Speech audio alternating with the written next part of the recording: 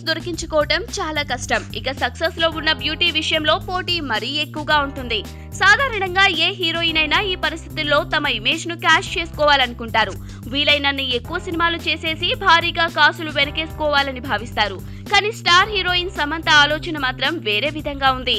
ఇటీవల 24 లాంటి super hits అందుకున్న సమంత ప్రస్తుతం ఎన్టీఆర్ హీరోగా తెరకెక్కుతున్న జనతా గ్యారేజ్ సినిమాలో హీరోయిన్ గా నటిస్తోంది. అయితే ఈ సినిమా తర్వాత సమంత ఒక్క సినిమా కూడా అంగీకరించలేదు. జనతా గ్యారేజ్ షూటింగ్ కూడా పూర్తిగా వస్తుండటంతో సమంత సినిమాలు ఎందుకు అంగీకరించడం లేదన్న చర్చ మొదలైంది. అయితే నాగ చైతన్యతో ఆమె ప్రేమ పెళ్లికి సమయం దగ్గర పడటం వల్లనే ఆమె సినిమాలను పూర్తిగా తగ్గించుకుంటోంది అని తెలిసిన వాళ్ళు చెబుతున్నారు. అయితే ఈ విషయాన్ని అఫీషియల్ గా అనౌన్స్ చేయలేదు.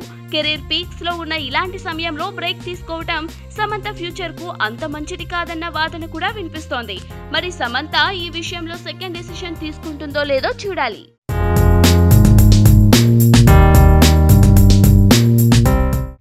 దగ్గరగా 4 దశాబ్దాలుగా నట ప్రయాణం చేస్తున్నాడు సత్యరాజ్. హీరోగా, విలన్ గా రకరకాల పాత్రలు పోషించాడు.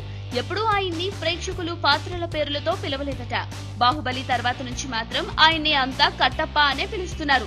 సత్యరాజ్ అంటే కొంతమంది గుర్తుపట్టలేరేమో కానీ కట్టప్ప అంటే మాత్రం గిట్టే చెప్పేస్తారు.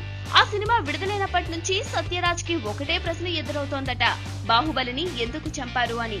ప్రపంచమంతా వినిపిస్తున్న ప్రశ్న ఇది.